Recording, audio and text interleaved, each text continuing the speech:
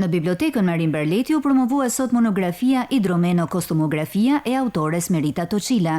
Libri sjell një këndvështrim të ri mbi veprën e artistit të madh Koli Dromeno me fokus te trashëgimia e tij në fushën e kostumografisë. Kjo vjen në përvjetor të Idromeno, sot është data 12 dhjetor dhe kemi dhe mundësinë për ta rikujtuar veprën e lavdishme që ka lënë ky artist i madh.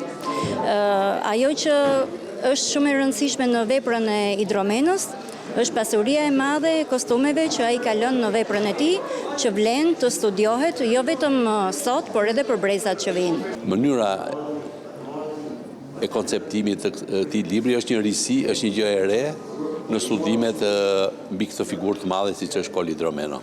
Koli Dromeno i ka dhënë një shans të madh në dorë Meritës, duke qenë se ka qenë një piktor jashtëzakonisht realist në aspektin e detajeve edhe për kostumet, dhe që do thotë përpara studiuses ka qenë jo thjesht një artist dhe një kolan me vepra arti, po thuajse një muze etnografik që mund të studioheshin veshjet me detaje. Monografia vlerësohet si një kontribut i rëndësishëm në studimet mbi artin dhe historinë e kostumografisë shqiptare, duke hapur një hapësirë të re kërkimi për studiuesit dhe brezat që do të vinë.